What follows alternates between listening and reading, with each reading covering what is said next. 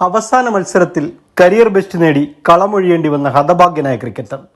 സ്വരം നന്നായിരിക്കുമ്പോൾ പാട്ട് നിർത്തുക എന്ന ശൈലി ക്രിക്കറ്റിന് അന്യമാണെങ്കിലും കരിയർ ബെസ്റ്റ് നേടി കളി മതിയാക്കേണ്ടി വന്ന ചില ഹതഭാഗ്യർ ക്രിക്കറ്റിലുണ്ട്. അങ്ങനെ ചില പേരുകൾ പരിശോധിക്കുമ്പോൾ ഏറ്റവും ആദ്യം പറയേണ്ട പേരുകളിലൊന്നാണ് ജേസൺ ഗില്ലസ്പി എന്ന ഓസ്ട്രേലിയൻ ക്രിക്കറ്ററുടെ നാമം.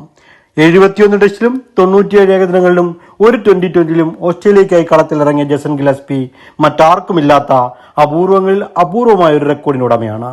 നൈറ്റ് വാച്ച്മാനായി ഇറങ്ങി ഡബിൾ സെഞ്ചുറി നേടുക എന്ന ക്രിക്കറ്റിലെ അപൂർവ നേട്ടങ്ങളിലൊന്ന് ജേസൺ ഗില്ലസ്പിയുടെ പേരിലുണ്ട്.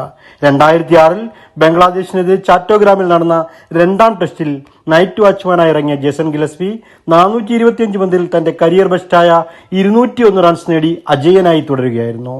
ദൗർഭാഗ്യവശാൽ അതായിരുന്നു ജേസൺ ഗില്ലസ്പിയുടെ അവസാന ടെസ്റ്റും. അതിനുശേഷം നടന്ന സൗത്ത് ഓസ്ട്രേലിയയുടെ കളിയിൽ തോളലിന് പരിക്കേറ്റ ജേസൺ ഗില്ലസ്പി ഓസ്ട്രേലിയയ്ക്കായി പിന്നീട് കളിക്കളത്തിലേക്ക് തിരികെ എത്തിയേയില്ല.